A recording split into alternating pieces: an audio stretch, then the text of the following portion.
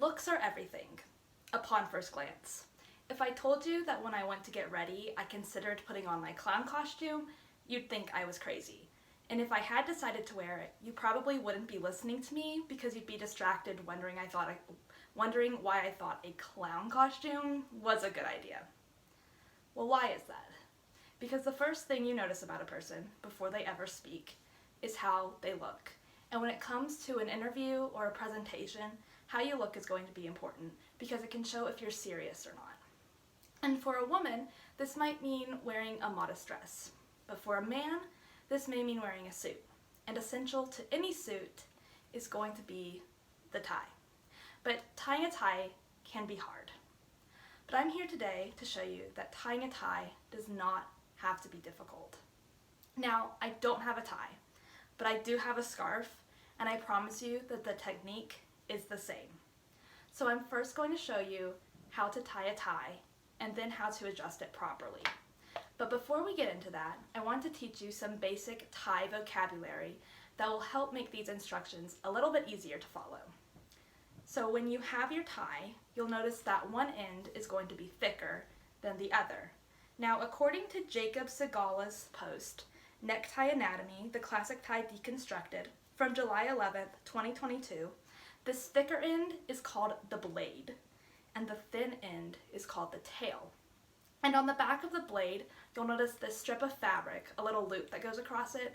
That's called the keeper loop, which is important to keeping your tie secure in its place. But remember, the thick side is called the blade, and the thin side is called the tail. So now that you know that, I will now teach you how to tie your tie. So you're going to put your tie around you, and you'll want to make sure that the underside is facing up, with the blade on the right and the tail on the left. So once you've got that positioned, you're going to want to take the tail and you're going to cross it over the blade so that it's sitting on top here. And now we're going to do the same thing we just did, but with the blade. So we're going to take the blade and we're going to cross it over the tail. And then this is going to help create the loop that we're going to need in a moment.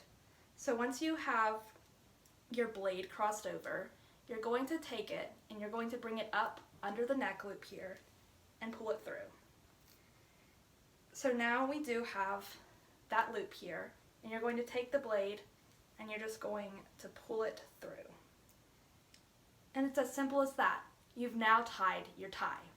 But we can't leave it here. We have to get it in the right place. So I'm now going to show you how to adjust it. So the blade is going to be on top and the tail is on the bottom. If you hold on to the tail near the knot here and then pull up on the blade, you'll notice that the tie moves up. And if you pull down here on the neck loop, it'll move down. So where do we want the tie? Well, you're going to want your tie to be snug. So you're going to pull it so that it sits snugly at the base of your neck. And once you have it there, that's where you'll keep it. So you'll take the tail and you're going to slip it through that keeper loop on the back of the blade to keep it in place so that it doesn't come peeking out during the day. And of course, if you have a collared shirt, you'll want to tuck the neck loop up under the collar.